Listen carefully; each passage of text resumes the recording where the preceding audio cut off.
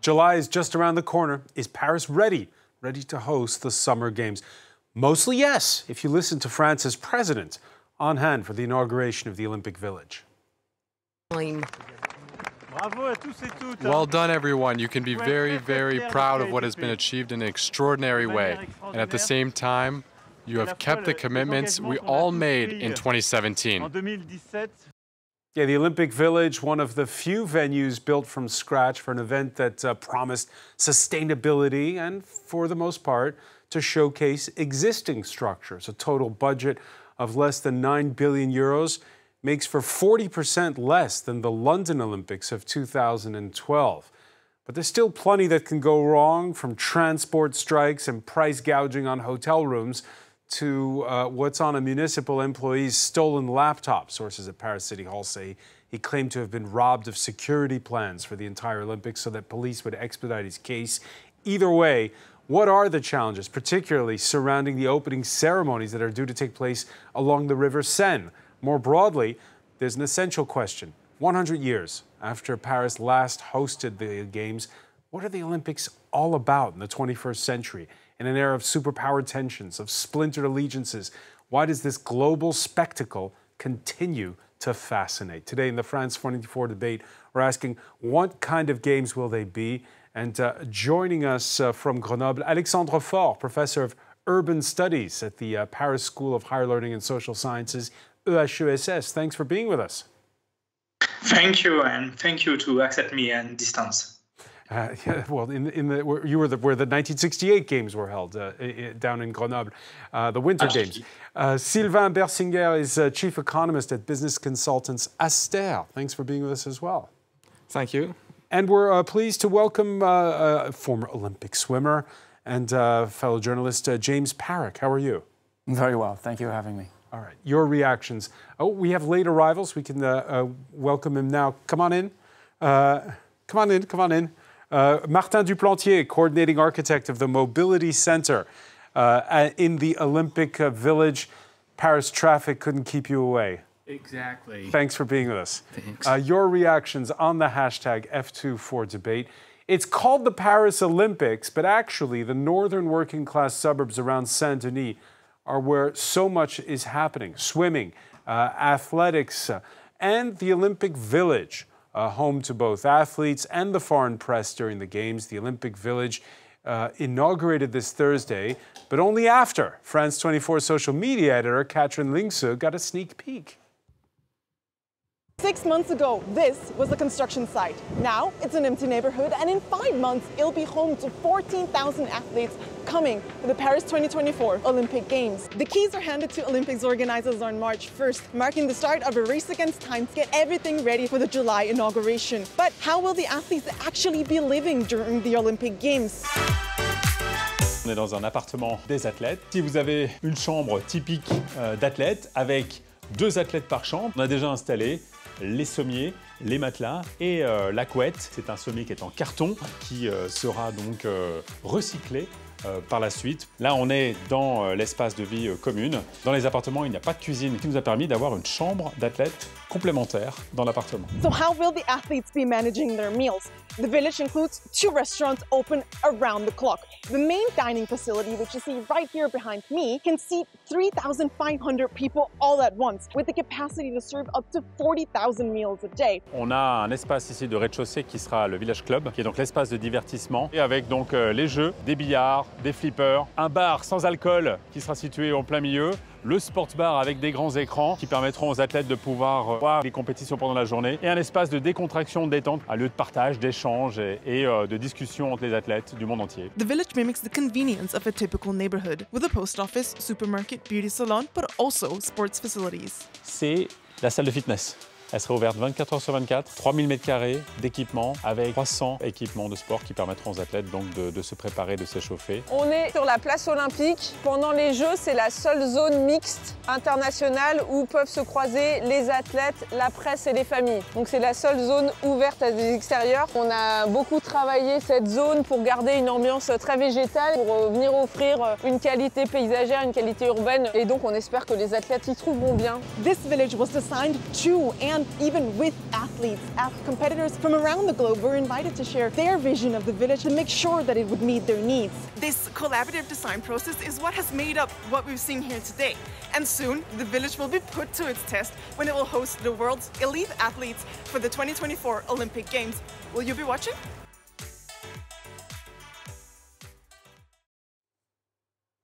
Yeah, that's Catherine Linkso from our social media team with that report.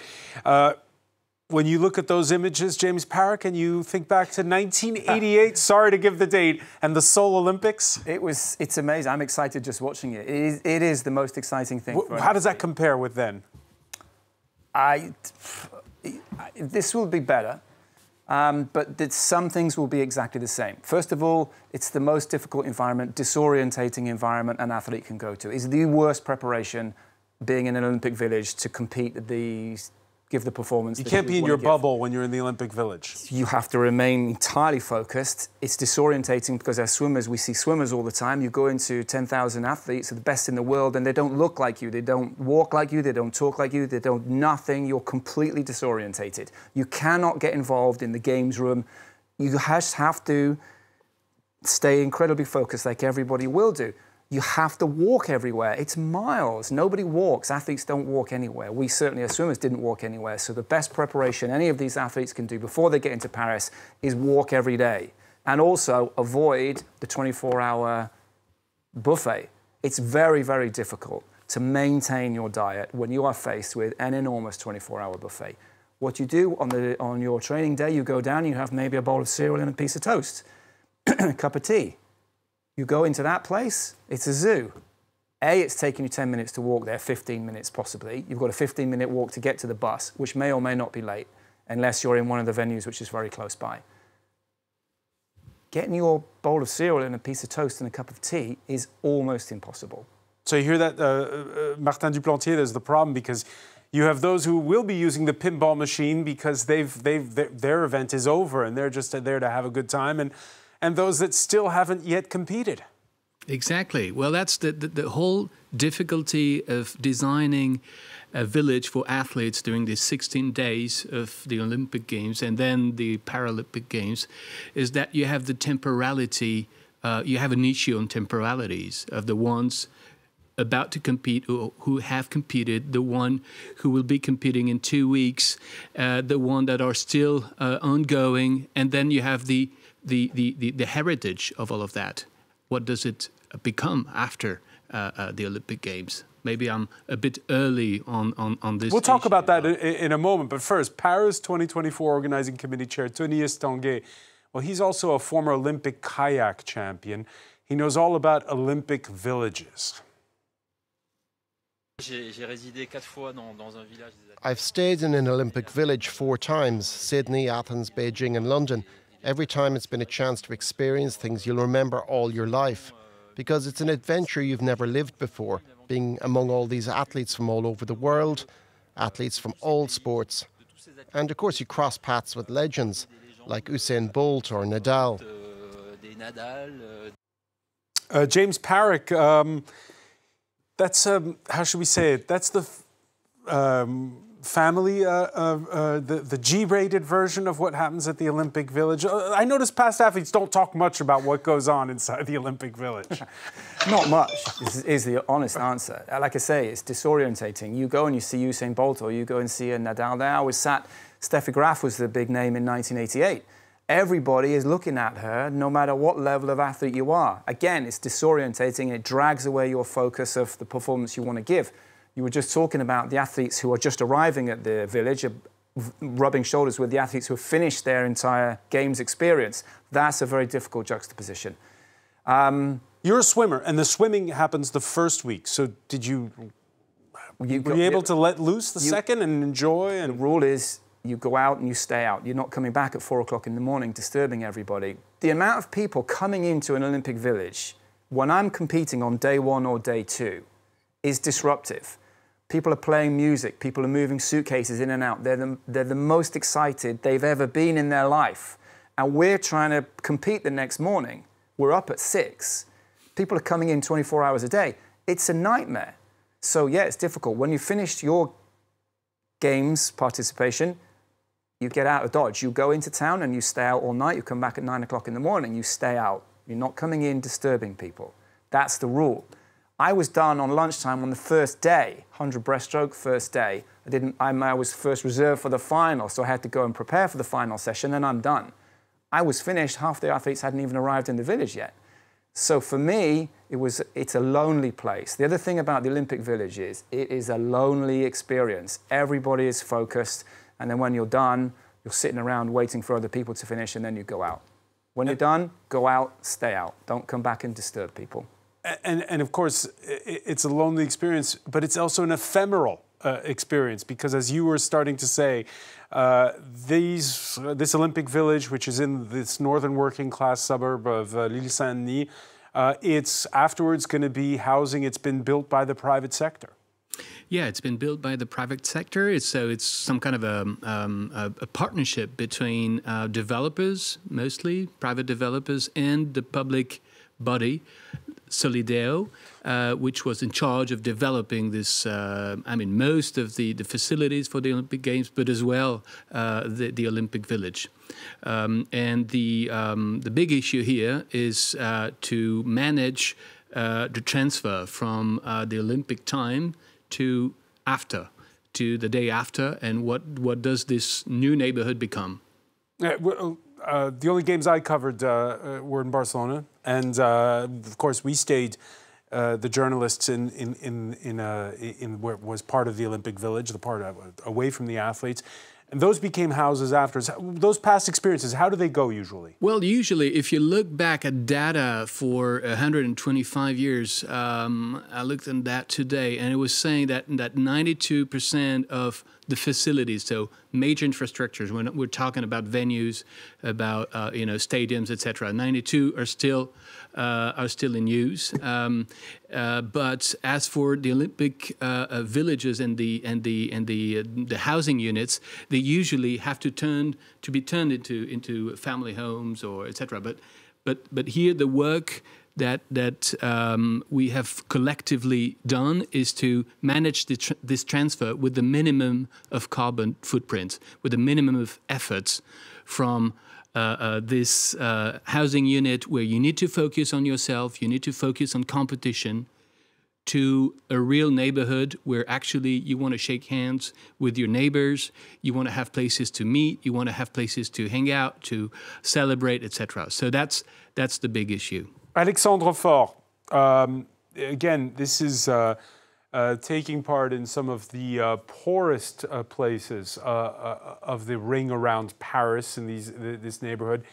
Do the pluses outweigh the minuses when you look at all the development going on, or do you worry about things like gentrification, what it will look like afterwards, or is it all positive?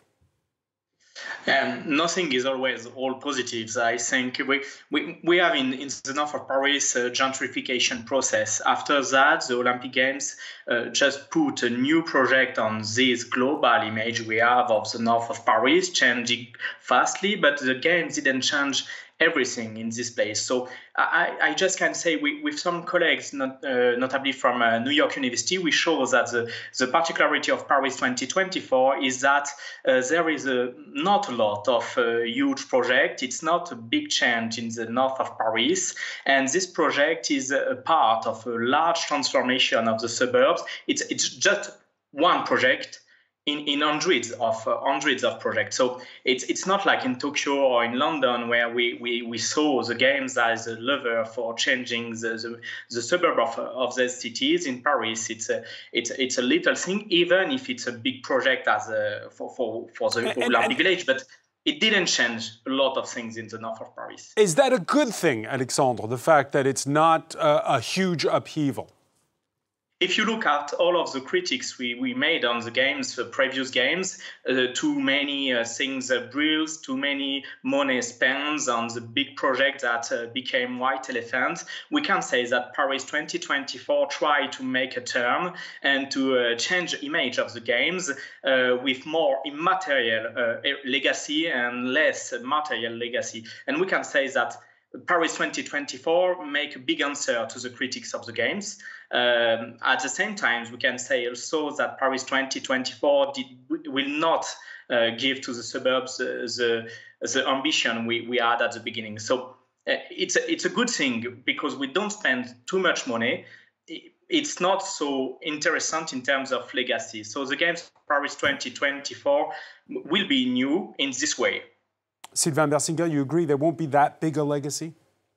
Well, yes, these games are actually quite cheap. Well, if you compare to former games. Was it 8.8 billion euros the cost, is what the latest estimate I saw was? Well, yes, 8.8, but there will maybe, or probably, I don't know, be some overcost. So maybe it will be more like 11, 10, 11, maybe 12 billion. We don't know currently what will be the... But it was 30 billion for Beijing, for instance. It was much more for London. Yes, I've tried to make some calculation because when you compare Olympics, you have to do two kind of calculation. You have to take into account that the same amount of money doesn't have the same purchasing power in different period of time. So you have to correct this effect. And there is another effect is that the games are always bigger. When you compete in Seoul, I think, there were smaller games because there were not so much sports in the game. Actually, between Seoul and Paris, the number of sports disciplines increased by around 30%. 30%? Yes, so of course it costs more money to host a game when there are more athletes, more sports, more stadium to be built. So you also have to correct this effect to compare the cost of the games. So when your calculation's done, could these wind up being the cheapest games of the modern era? No, actually I think the cheapest are Atlanta and Sydney. Well, I've made the calculation only from Seoul, 1988. I think Paris will be the third cheapest. Atlanta and Sydney will probably be the cheapest, and then Paris. So yes, it's and if you look at the average cost of the 9 precedent game, I think the cost of Paris will be on average 2 times lower than the average of the 9 former games. So yes, I think there will be quite cheap games. Alexandre Faure, you know, we bash organizers quite a bit. Can we tip our hats in this case, that they aren't, as you said, making a lot of white elephants? Yes, it's very positive things, and Paris will perhaps change the way we do the games in the future and not building new things when we did not have the need of this new stadium. So we have only the Olympic swimming pool that is built in Saint-Denis as the Olympic Village you speak about and the Media Village, but it's more or less what we need for Paris. So it's a good way to do the games in the future. And Los Angeles will build a little bit more, but after that there will be the games in Australia, and I expect that they will build more or less the same as Paris. So perhaps we are in a turning point, and it's a good turning point because like that the games can have a positive image in the future, not like in the past as an event where we make celebration, where we have festivity, but we don't spend so much money for nothing. So we will see what will be the legacy, but on this point I'm quite optimistic. James Parrick, on that point, yeah, we can see it whenever we go to the National Stadium, the Stade de France. Right next door is that aquatic center that's being built. Have you been eyeing it up? Have you been casing the joint? Yeah, I'm excited for it. By the way, I agree 100% with what Alexandre just said about the way Olympics in the future and the present are going to be thought about and presented. You can't have these enormous games. It has to be modular. You can't have these white elephants. It's got to use existing infrastructure. It's got to be compact. So in terms of the one piece of infrastructure that Paris is going to build, it needs a swimming pool. It needs a big swimming pool. The one up in the 19th isn't fit for. It's a great pool, but it's not fit for major international competitions. France does very well for its sporting infrastructure, but Paris doesn't. Paris is just not a great sports city, and it needs to be. And so how can you do that when the parks are off to the sides of the city? The parks. Yeah, I mean, the places where you can do sports, basically. Well, it's difficult. Paris is a different... It's the most beautiful city in the world. So let's go with what Paris does well and let's put the Olympics in that context, which this Olympics 2024 is doing, and I think it's doing an amazing job. Everything that everybody has said about it and the way we're seeing it evolve, I think it's going to be the most spectacular Olympics that we've had. Are you slightly frustrated as an architect? Because your job is to build stuff. And one of the big legacies of these games is the fact that they're putting bike lanes in. It's not the same as the Pyramid of the Louvre or some of the other big mega projects that have come up around Paris in the past decades. Well, you know, I think our jobs as architects in the 21st century is in developed countries like France or like the UK or Germany will be more and more about rehabilitation. It will be less and less about new buildings to build, but more about revisiting an existing infrastructure, an existing facility. So that's what actually we've done with a couple of them in this time, and it's a way at looking at heritage also in a more let's say in a broader spectrum. Before, now, after.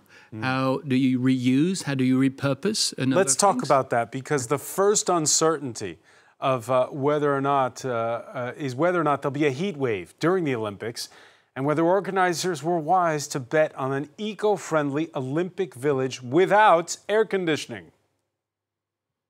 We oriented the facades so that they wouldn't get too much sun during the summer, and the the insulation is really efficient.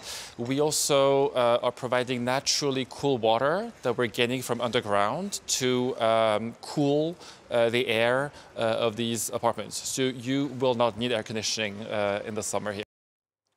Will all this be fit for purpose in 2050, as the French president boasted today at the inauguration? I don't know. To be honest, we will see. But the Earth is getting hotter. I know.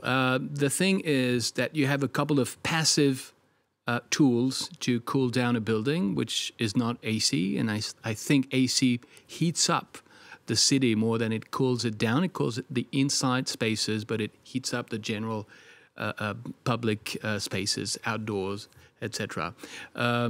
I think the main, I mean, there's a big issue on this July and August, how hot it will be, and if we manage to keep the temperature quite low in all the units so that the athletes can actually focus on what they are, on their competition, and then after that, the Solideo was very ambitious on the quality of the housing units and on their capacity of naturally cooling themselves.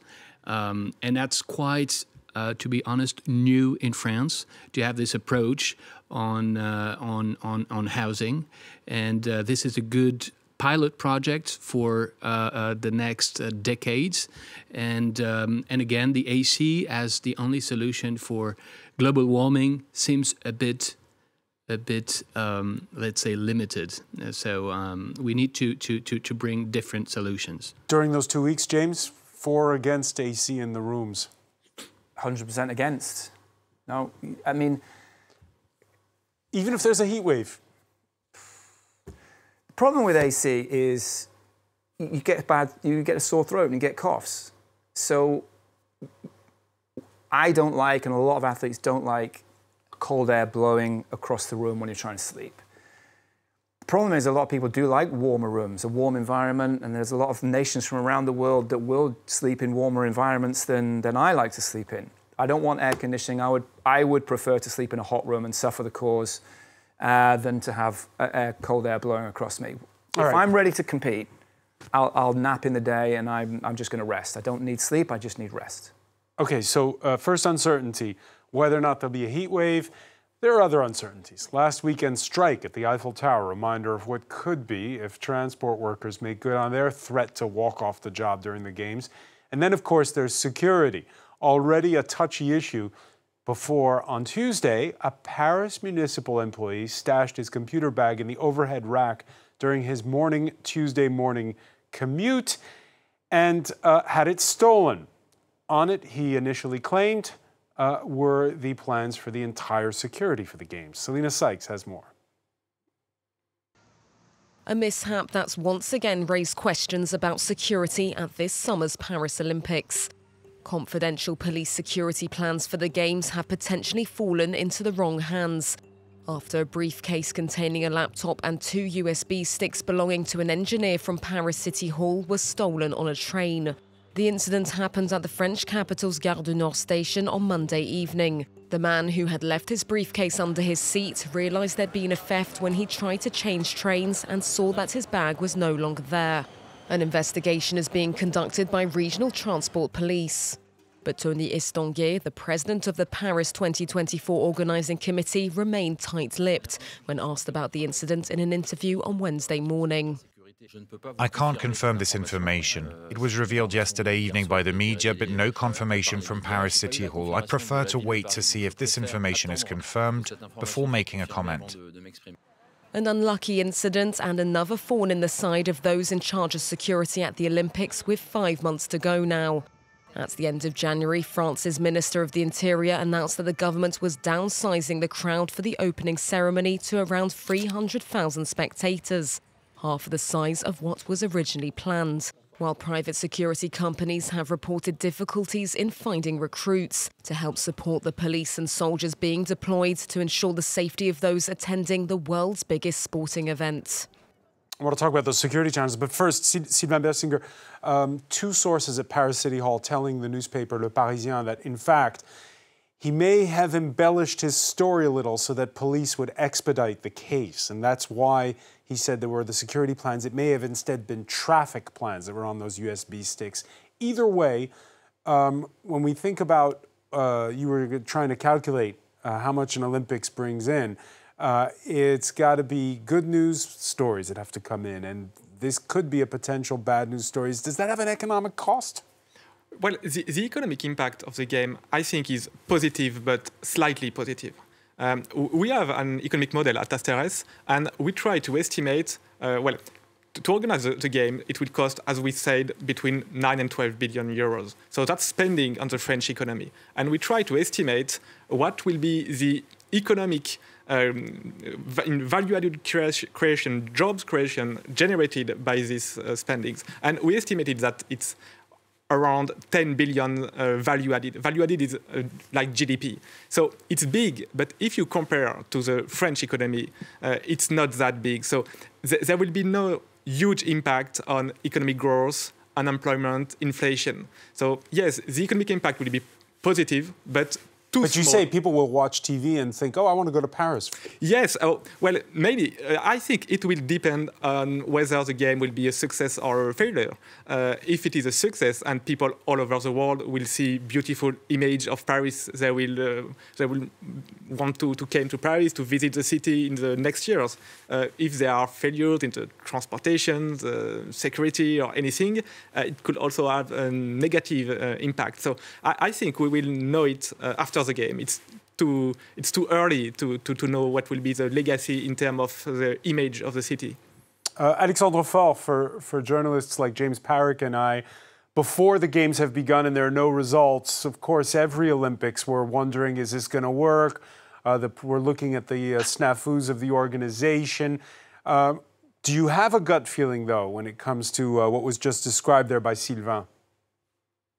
What can I say is when you look at the economic literature, scientific literature, we have a consensus that we don't know how to measure if there is a positive or negative impact of the games on the national economy, because it's too hard to isolate the economic factor, economic indicator that have influenced by the game. So I just can say that nobody in the scientific world can say we have a consensus on this point. After that, the question of the image for me is surprising, because Paris did not need the games to be famous, did not need the games to have tourism. We say after the attentat, after the terrorist attack of 2015-2014, that the image will decline, and finally we remain at the top of the ranking for tourists arrived.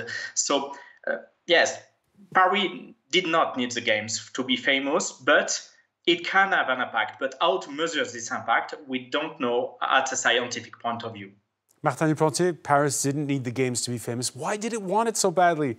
Remember, we tried to get him so many times, 2008, 2012. I'll because Paris is part of the history of the games, right? And it's good to have it back a bit back home as well. You know, we're not Greece, but and I think the city itself is let's say. Intramuros Paris and the suburbs of Paris is a different story. And for that, and I'll be interested actually to see the figures on how much it costs to build, the venues and the Olympic Village, etc., but as well the infrastructure, the Grand Paris Express, so this new metro lines. Yeah, this new express metro line. For me, the games are a big booster for a city like Paris and metropolitan area of Paris. So it's a chance to push on wooden constructions. It's a way also to push mobility. It's a way to push bike lanes on and transformation of public spaces. It's a way to educate also kids at school, at sports, because we lack sport courses as well in terms of educational programs. So there are a number of dimensions where the Olympic Games are great for a city like Paris, which is not a sport city. Yeah, trying to get better transport, trying to get more sporting venues, trying to clean up the River Seine. When he was Paris mayor, late ex-president Jacques Chirac famously promised the Seine that he would one day be so clean that he would swim in it. Of course, he never did keep that promise. The current mayor reiterating the promise at the beginning of this year. Before the Games, she says, Anne Hidalgo will take a dip. State and local authorities have invested around 1.4 billion euros since 2016 to clean up the Seine and its main tributary, the Marne.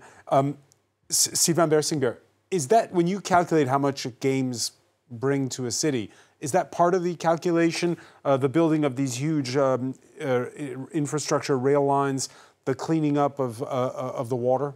No, the figure I gave you is only the economic impact on the French economy of the 9 to 12 billion spent for the Games. Of course, there are many other impacts, and I agree with what Alexander said. To know the total economic impact in terms of tourism, in terms of long-time attractivity, it's almost impossible to have precise figures. So we feel that there is a positive impact, that when people all around the world will see Paris, will see the buildings, they will want to come to visit the city. But to know precisely how much tourists will come in addition thanks to the game, it's very difficult to know. And in my calculation, I didn't estimate the economic impact of a cleaner river. It's very hard to have a figure on that. They tried to stage the deep water swimming events last year as a test run, and unfortunately it had just rained a lot and they had to cancel it because the water quality wasn't good enough. James Parrick, would you swim in the Seine?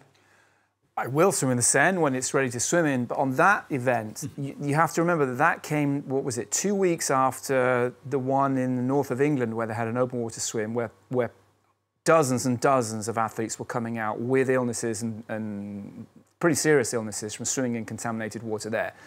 So they were ultra careful. I don't think that same thing would have happened when they cancelled the event in Paris, but I think they would rather cancel than have the bad news of illnesses, infections from dirty water. I think that there's such an imperative on Paris to get this right, that the Seine will be fine. I hope it doesn't rain unfortunate amounts during the Games, but I think it will be great. And yes, I would look forward to swimming in the Seine when we're ready for it. How about you, Alexandre Faure? I totally agree. I think the two main legacy of Paris 2024 will be the Seine River cleaning, and this will be very good in the future for inhabitants, particularly in the summer. And we can say that the game was a real booster for that. So it's the first one, and the second legacy will certainly be the number of French spectators which come to the game, because we saw the figures that the French are the first to buy tickets. So these 2 points are certainly the best. So French people have access to the games, first time in 100 years, and second is the Seine River cleaning. We will be able to swim inside, and we can say that 10 years ago it was impossible to imagine that. So thanks to the games. How much are the French have access to the games is also up for debate still. Anne Hidalgo, the mayor, promised €24 tickets, and there were some on sale that I saw for things like qualifying matches for the football, but I didn't see very many for the top events. Yes, it's true that that's really a problem, and I do the calculation for France Culture 1 year ago, and we can say that there's €24 ticket. It's quite a lying, I can say, because it's only for events like sports, football, in other cities, or it's for non-famous sports, and it's very expensive to buy a ticket. But the games will not only be for people who are in the stadium, but there will be a lot of fan zones. There will be some celebration in cities, not only in Paris, but also in suburbs and in other regions. And if the authorities are quite flexible and they arrive to put their celebration site in light, and people are able to access in this fan zone, we can have a huge celebration for a lot of people, and a good time for French people, and that can be a good legacy for Paris 2024. And this is what I say at the beginning. This legacy, immaterial legacy, is perhaps the most important point for Paris 2024. Sylvain Bersinger, is it also just a playground for the rich? I ask the question because, I mean, when I see, for instance, €800 for the morning events, that's the qualifying events for the athletics, there are obviously people out there who are going to pay it.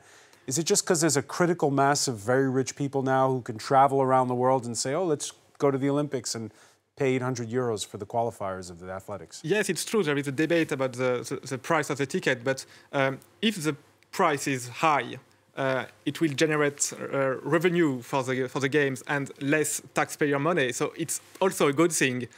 If the prices are low, the state will have to put more money in the game. So I think there is a trade-off between how much money you want to collect from the tickets. Are the Olympics for the rich? Well, it could be a problem that if you want to collect more money with the tickets, only rich people will access the game. But I think that we can enjoy the game without living in Paris and without having a ticket. I remember as a child, it was a long time ago, but in the 1998 World Cup, I was 10 years old. I was living in the countryside in France, far away from Paris, and we were all kid playing football with